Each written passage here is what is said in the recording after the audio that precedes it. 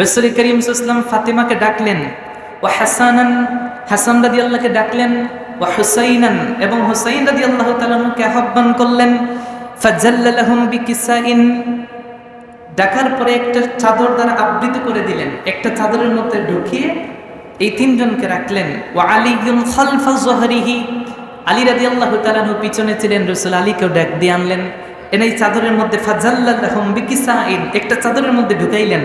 সুম্মা ক্বালা, অতঃপর আল্লাহ রাব্বুল আলামিনের প্যারা হাবিব বললেন, আল্লাহুম্মা হাউলাই আহলি বাইতি, ও আল্লাহ এই চারজন লোক হচ্ছে আমার আহলে বাইত, ফাতাহহিরহুম তাতহীরা, অতএব আপনি তাদের থেকে অপবিত্রতা দূর করে দেন।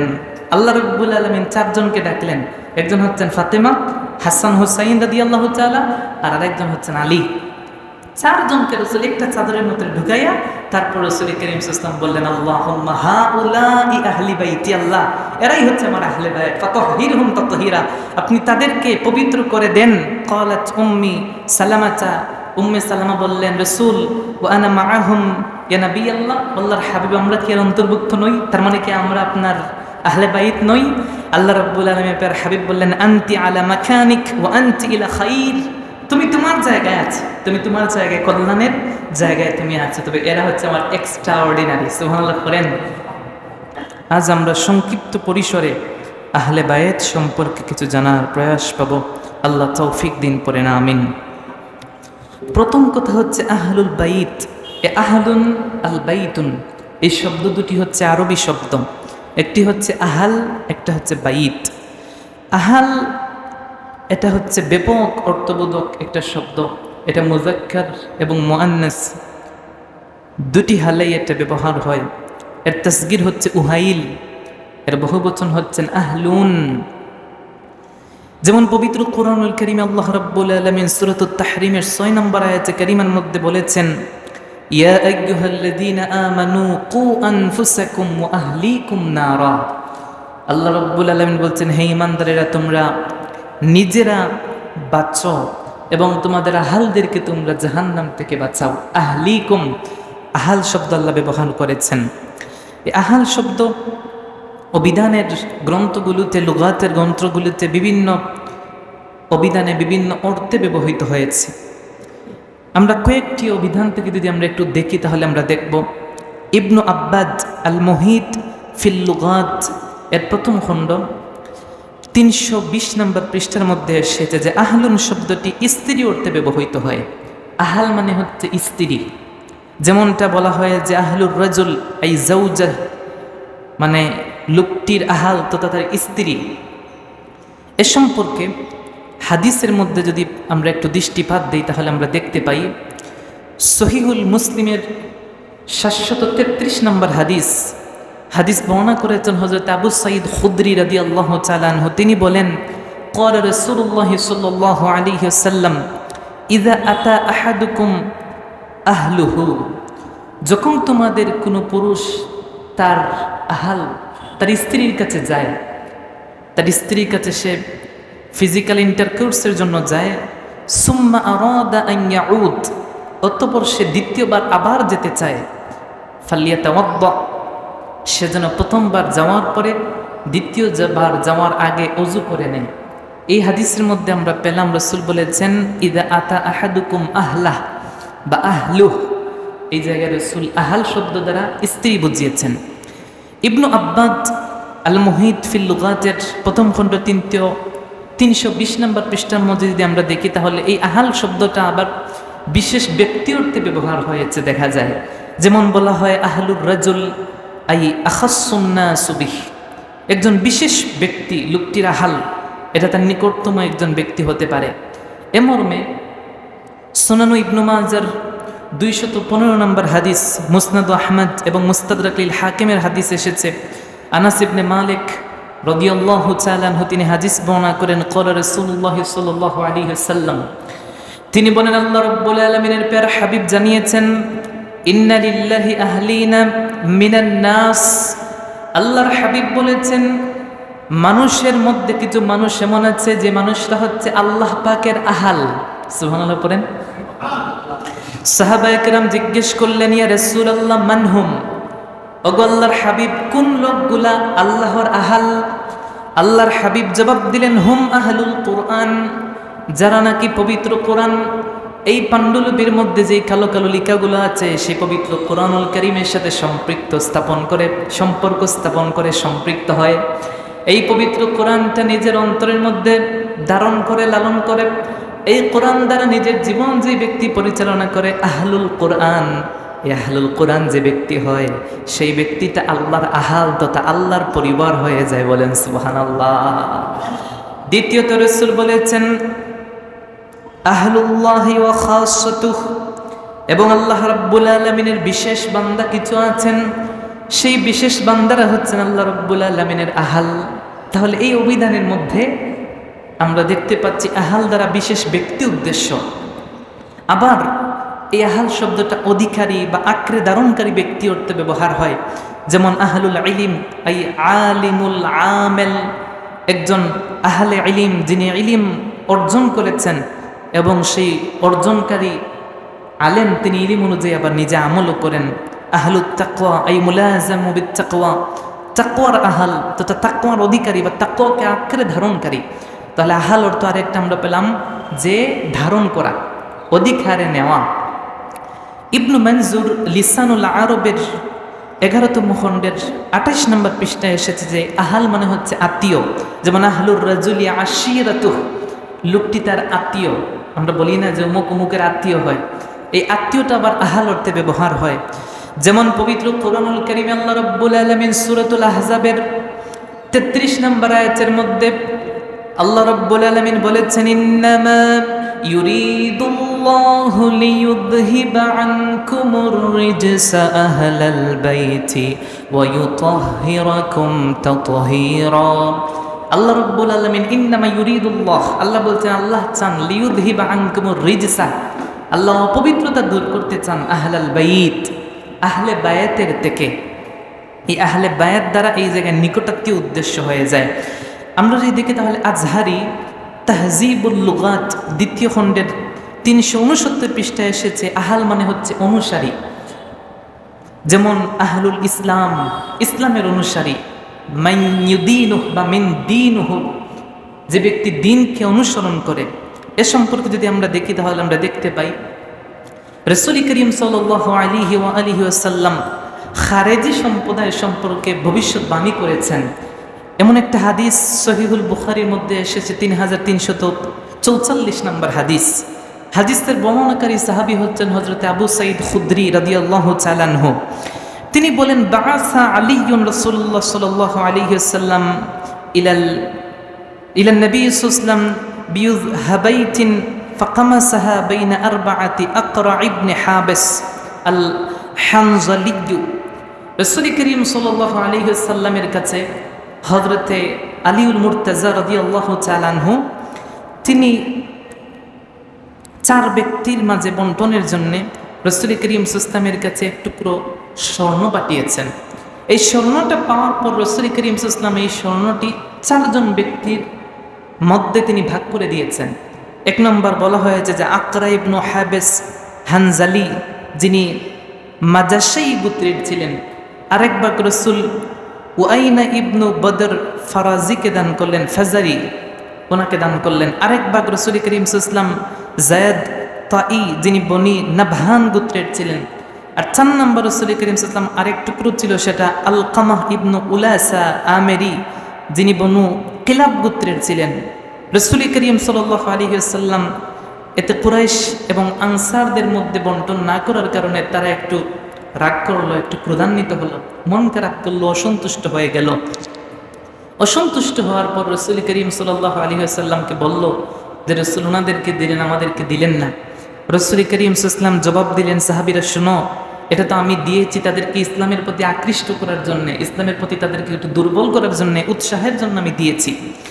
আল্লাহ রাব্বুল আলামিনের প্যারা হাবিব সাল্লাল্লাহু আলাইহি ওয়াসাল্লাম যখন এই কথা বললেন, ঠিক সেই সময় একজন লোক ফাআকবালা রাজুলুন গায়রুল আইনাইনি মুশরিফুল ওয়াজনাতাইন, একটা লোক সামনে আসলো, এসে আল্লাহ রাব্বুল আলামিনের প্যারা হাবিব সাল্লাল্লাহু আলাইহি ওয়াসাল্লামকে বলল, ইত্তাকিল্লাহ ইয়া মুহাম্মদ, হে মুহাম্মদ, তুমি আল্লাহকে ভয় করো। তুমি এই জায়গার মধ্যে নিজে আমানত রক্ষা করো নাই, আমানতের খেয়ানত করেছ। নাউজুবিল্লাহ পড়ে। যখন এই লোকটা সেই কথা বলল, মুহাম্মদ তুমি বন্টন করতে গিয়ে তুমি স্বজন প্রীতি করেছ, আমানতের খেয়ানত করেছ। আল্লাহ রাব্বুল আলামিনের প্যারা হাবিব জবাব দিলেন, মান ইউতিইল্লাহ ইযা আসাইতু। এ যুবক, যদি আমি আমানতের খেয়ানত করি, আমি যদি আল্লাহর নাফরমানি করি, তাহলে এই জমিনে আল্লাহর ইবাদত করবে কে? তুমি আমাকে দোষী সাব্যস্ত করতেছো। তুমি বলতো আমি নিজে আমানতের খেয়ানত করছি, যে আমি যদি মুহাম্মদ ইসলাম আমি যদি খেয়ানত করি, তাহলে এই পৃথিবীর মধ্যে আল্লাহর ইবাদত করার মতো কাউকে তুমি খুঁজে পাবে না। বর্ণনাকারী বলছেন, সেই সময় একজন সাহাবী দাঁড়িয়ে গেলেন, তরবারি হাতে নিয়ে বললেন, রাসূল আপনি আমাকে আদেশ দেন আমি তার গর্দান ফেলে দেই। বর্ণনাকারী বলছেন, আমি অনুধাবন করছি সেই সাহাবী হচ্ছেন হযরতে খালিদ ইবনে ওয়ালিদ রাদিয়াল্লাহু তাআলা আনহু। তিনি দাঁড়িয়ে গেলেন, অস্ত্র নিয়ে বললেন, রাসূল আপনি আমাকে আদেশ দেন। আপনি আদেশ দিলেন এই বেয়াদবের গর্দান আমি ফেলে দেব। আল্লাহ রাব্বুল আলামিনের প্যারা হাবিব সেই সময় নিষেধ করলেন। আল্লাহর হাবিব বললেন, না, ইন্না মিন দিল হানাজিরাহুম ইয়ামরুকুনা মিনাদ দীন মাকরুকুস সাহমি মিনার রামিয়া। তিনি বললেন, ও আমার সাহাবী, তুমি এমনটা করো না, বরং আমি মনে করছি যেই ব্যক্তি এমন কথা বলেছে এটা এমন একটা কওম ইয়াকরাউনাল কুরআন, তার মধ্য থেকে এমন একটা কওম আসবে, এমন একটা জাতি আসবে, তার বংশ থেকে এমন একটা জাতি বের হয়ে আসবে, ইয়াকরাউনাল কুরআন, যারা পবিত্র কোরআন তিলাওয়াত করবে। আল্লাহর হাবিব বলেছেন কোরআন তিলাওয়াত করবে, ঠিক, লা ইউজাউযু হানাজিরাহুম, কোরআন তিলাওয়াত করবে, কিন্তু এই কোরআন তিলাওয়াতই থেকে যাবে। কোরআনটা কণ্ঠনালীর ভিতরে যাবে না, কণ্ঠনালীর উপরেই থেকে যাবে। তার মানে হচ্ছে রাসূল বলেছেন, তারা মুখে নিজেকে মুসলমান দাবি করতে পারে, কিন্তু কখনো কবরে তারা মুসলমান হয়ে যেতে পারবে না। এই ব্যক্তির বংশ থেকেই আসবে, অতএব তুমি তাকে হত্যা করার দরকার নাই। রাসূল করিম সাল্লাল্লাহু আলাইহি ওয়া আলিহি ওয়াসাল্লাম এই জায়গার মধ্যে তাকে হত্যা করতে নিষেধ করেছেন। রাসূল করিম সাল্লাল্লাহু মূর্তি পূজারী ব্যক্তিকে হত্যা করতে বাধা দেন। এর কারণ কি হতে পারে? বলা হয়েছে, এই জায়গায় যে আহাল শব্দ ব্যবহার হয়েছে, আল্লাহ রাসূল সাল্লাল্লাহু আলাইহি ওয়াসাল্লাম বলেছেন, তার মধ্য থেকে এমন আহাল আসবে যে ইয়াদাউন আহলাল আওথান, তার মধ্য থেকে আসবে মূর্তি পূজক। তাহলে এই আহাল শব্দ দ্বারা আমরা বিভিন্ন অর্থ করতে পারি।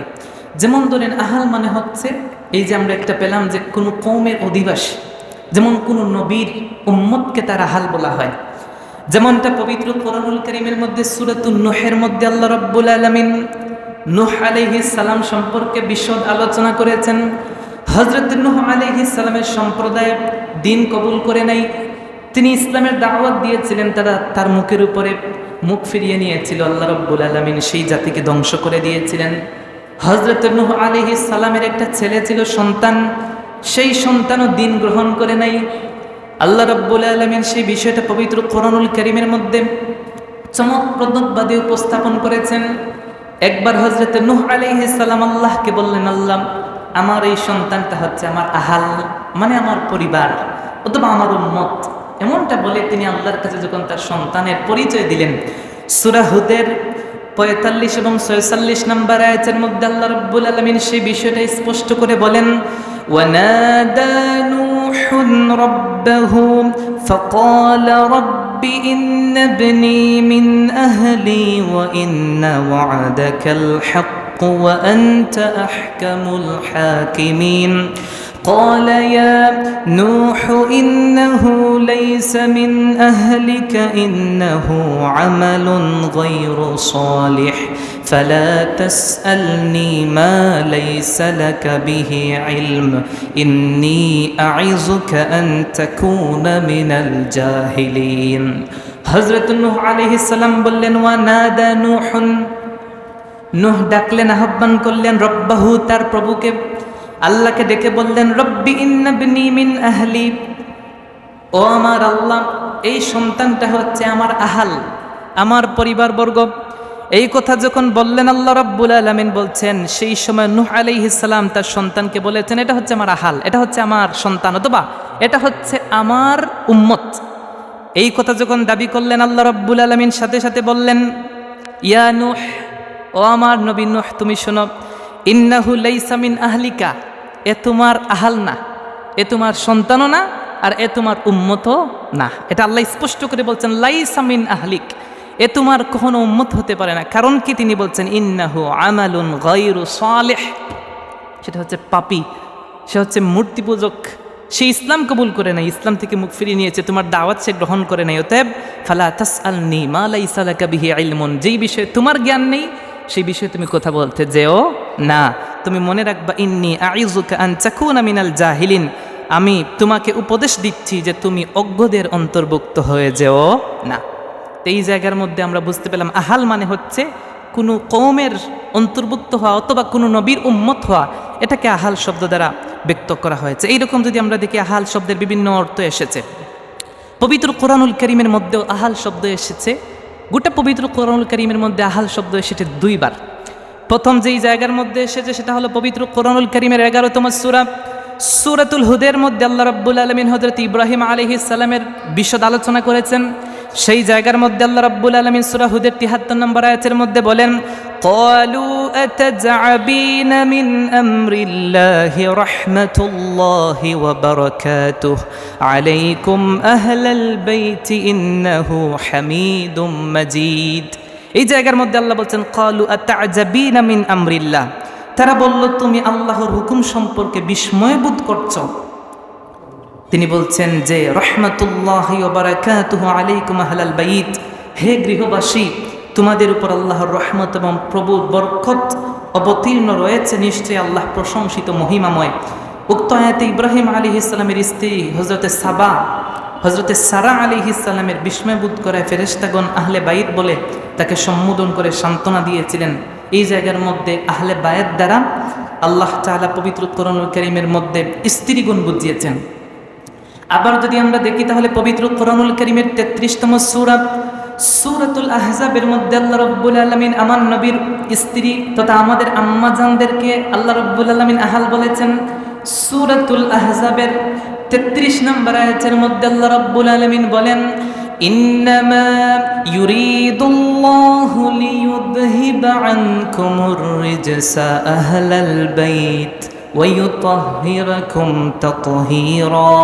এই জায়গায় আল্লাহ রাব্বুল আলামিন বলছেন, আমি আপনার পরিবারবর্গ থেকে অপবিত্রতা দূর করে তাদেরকে পরিপূর্ণ পবিত্র করব আহলাল বাইত দ্বারা, স্ত্রী উদ্দেশ্য। এবার কথা হচ্ছে আহলুল বাইত দ্বারা শুধুই কি স্ত্রীরা উদ্দেশ্য নাকি অন্য কেউ উদ্দেশ্য? ইমাম রাজিব রহমতুল্লাহি আলাইহি বলেছেন যে সর্বাধিক উত্তম হচ্ছে আহলুল বাইত দ্বারা প্রথমত রাসূল করিম সাল্লাল্লাহু আলাইহি ওয়াসাল্লামের সন্তান সন্ততি এবং স্ত্রীগণ উদ্দেশ্য। সময় সংক্ষেপ, আমরা একটা হাদিস শুনব। এই হাদিসের মধ্যে আল্লাহ রাব্বুল আলামিন তার প্যারা হাবিব সাল্লাল্লাহু আলাইহি ওয়াসাল্লাম আহলুল বায়াতের পরিচয় দিয়েছেন সুন্দর করে। জামিউত তিরমিজির 3787 নম্বর হাদিসের মধ্যে এসেছে, হযরত আমর ইবনে আবি সালামা রাদিয়াল্লাহু তাআলা আন রাবিবিন নবী সাল্লাল্লাহু আলাইহি ওয়াসাল্লাম, রাসূল করিম সাল্লাল্লাহু আলাইহি ওয়াসাল্লামের পালক ওমর ইবনে আবি সালামা তার পুষ্য ছিলেন। তিনি বলছেন, نزلت هذه الآية على النبي صلى الله عليه وسلم إنما يريد الله ليذهب عنكم الرجس إلى آخر آيات في بيت أم أبي سلمة। তিনি বলছেন রাসূল করিম সাল্লাল্লাহু আলাইহি ওয়াসাল্লাম উম্মে আবু সালামার ঘরের মধ্যে উম্মে সালামার ঘরে রাসূল অবস্থানরত ছিলেন। ঠিক সেই সময় আল্লাহ রাব্বুল আলামিন কোরআনের আয়াত নাজিল করলেন, ইন্নামা ইউরিদুল্লাহু লিইউযহিবা আনকুমুর রিজসা, আল্লাহ চান আহলাল বাইত আপনার আহলে বায়াত থেকে অপবিত্রতা দূর করে দিতে, ওয়ায়ুতাহহিরুকুম তাতহীরা, এবং আপনাকে পরিপূর্ণরূপে পবিত্র করতে, সেটা আল্লাহ চান। যখনই এই আয়াতে কারিমা নাজিল হলো, বর্ণনাকারী বলছেন, ফাদাআন নবী সাল্লাল্লাহু আলাইহি ওয়াসাল্লাম ফাতিমা, রাসূল করিম সাল্লাল্লাহু আলাইহি ওয়াসাল্লাম ফাতিমাকে ডাকলেন, ওয়া হাসানান, হাসান রাদিয়াল্লাহুকে ডাকলেন, ওয়া হুসাইনান, এবং হুসাইন রাদিয়াল্লাহু তাআলা কে আহ্বান করলেন। ফাজাল্লা লাহুম বিকিসাইন, ডাকার পরে একটা চাদর দ্বারা আবৃত করে দিলেন, একটা চাদরের মধ্যে ঢুকিয়ে এই তিনজনকে রাখলেন। ওয়া আলিয়ুন খালফা যহরিহি, আলী রাদিয়াল্লাহু তাআলা পিছনে ছিলেন, রাসূল আলীকেও ডাক দিয়ে আনলেন, এই চাদরের মধ্যে ফাজাল্লা লাহুম বিকিসাইন, একটা চাদরের মধ্যে ঢুকাইলেন। সুম্মা ক্বালা, অতঃপর আল্লাহ রাব্বুল আলামিনের প্যারা হাবিব বললেন, আল্লাহুম্মা হাউলাই আহলি বাইতি, ও আল্লাহ এই চারজন লোক হচ্ছে আমার আহলে বাইত, ফাতাহহিরহুম তাতহীরা, অতএব আপনি তাদের থেকে অপবিত্রতা দূর করে দেন। আল্লাহ রাব্বুল আলামিন চারজনকে ডাকলেন, একজন হচ্ছেন ফাতেমা, হাসান হুসাইন রাদিয়াল্লাহু তাআলা, আর আরেকজন হচ্ছেন আলী। চারজনকে রাসূল একটা চাদরের মধ্যে ঢুকাইয়া তারপর রাসূল করিম সাল্লাল্লাহু আলাইহি ওয়াসাল্লাম বললেন, আল্লাহুম্মা হাউলাই আহলি বাইতি, আল্লাহ এরাই হচ্ছে আমার আহলে বাইত, ফাতাহহিরহুম তাতহীরা, আপনি তাদেরকে পবিত্র করে দেন। ক্বালাত উম্মি সালামাতা, উম্মে সালামা বললেন, রাসূল ওয়া আনা মাআহুম ইয়া নবী আল্লাহ, আল্লাহর হাবিব আমরা কি এর অন্তর্ভুক্ত নই? তার মানে কি আমরা আপনার আহলে বাইত নই? আল্লাহ রাব্বুল আলামিন এর হাবিব বললেন, আনতি আলা মাকানিক ওয়া আনতি ইলা খাইর, তুমি তোমার জায়গায় আছো, তুমি তোমার জায়গায় কল্যাণের জায়গায় তুমি আছো, তবে এরা হচ্ছে আমার এক্সট্রা অর্ডিনারি। সুবহানাল্লাহ করেন। আহলে বায়াতের প্রকার বলা হয়েছে তিন প্রকার। আহলে বায়াতের মধ্যে বলছেন বাইতে নসব, বাইতে সুকনা, বাইতে বিলাদাত। বাইতে নসব হচ্ছে বনু হাশেম তথা আব্দুল মুত্তালিবের সন্তান সন্ততিরা বংশীয় হিসেবে রাসূল করিম সাল্লাল্লাহু আলাইহি ওয়াসাল্লামের আহাল। দুই নম্বর হচ্ছে বাইতে সুকনা, এটা হচ্ছে বৈবাহিক ক্ষেত্রে রাসূল করিম সাল্লাল্লাহু আলাইহি ওয়াসাল্লামের স্ত্রীগণ যারা ঘরের বাসিন্দা তারা হচ্ছেন আহলে বায়াত। তিন নম্বর হচ্ছে আহলে বেলাদাত, এটা হচ্ছে রাসূল করিম সাল্লাল্লাহু আলাইহি ওয়াসাল্লামের সন্তান সন্ততি, রাসূল করিম সাল্লাল্লাহু আলাইহি ওয়াসাল্লাম থেকে যারা এসেছেন তারা হচ্ছেন আহলে বায়াত। এই আহলে বায়াত দ্বারা আমরা জানতে পারলাম যে আহলে বায়াত রাসূলের স্ত্রীগণ, আহলে বায়াত হাসান হুসাইন রাদিয়াল্লাহু তাআলা। রাসূল এই জায়গায় একটু মর্যাদা বা বৈশিষ্ট্যের দিক দিয়ে আলাদা করতে গিয়ে এই চারজনকে এক চাদরের ভিতরে ঢুকিয়ে রাসূল বলেছেন, এরা হচ্ছে আমার আহলে বায়াত, আপনি তাদের থেকে পবিত্র করে দেন, অপবিত্রতা দূর করে দেন। রাসূল করিম সাল্লাল্লাহু আলাইহি ওয়া আলিহি ওয়াসাল্লামের ছেলে সন্তান ছিলেন মোট 8 জন, ছেলে এবং মেয়ে সন্তান ছিলেন মোট 8 জন। ঐতিহাসিকরা বলছেন ছেলে ছিলেন রাসূলের 4 জন, একজন হচ্ছেন হযরত কাসেম, আরেকজন হচ্ছেন হযরতে তাইয়্যিব, আরেকজন হচ্ছেন হযরতে তাহের, আরেকজন হচ্ছেন হযরত ইব্রাহিম রাদিয়াল্লাহু তাআলা আনহুমা। এদেরকে আল্লাহ রাব্বুল আলামিন নবজাতক থাকতেই যখনই জন্মগ্রহণ করেছেন তার পরপরই বালেগ হওয়ার আগেই দুনিয়া থেকে নিয়ে গেছেন, তার বিশদ আলোচনা আছে।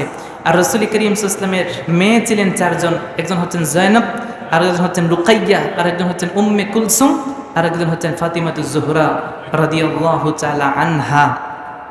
এরা ছিলেন রাসূল করিম সাল্লাল্লাহু আলাইহি ওয়াসাল্লামের সন্তান। আল্লাহ রাব্বুল আলামিন এই সন্তানগুলোকেও আহলে বায়াত বলেছেন। আহলে বায়াতের মর্যাদা অপরিসীম। যদি আমরা দেখি পবিত্র কোরআনুল কারীম, আল্লাহ রাব্বুল আলামিন আহলে বায়াতের অনুসরণ, তার ভালোবাসা, তার মুআদ্দাত, আপনার অন্তরে লালনটাকে আল্লাহ রাব্বুল আলামিন আবশ্যক করেছেন। সুবহানাল্লাহ বলেন।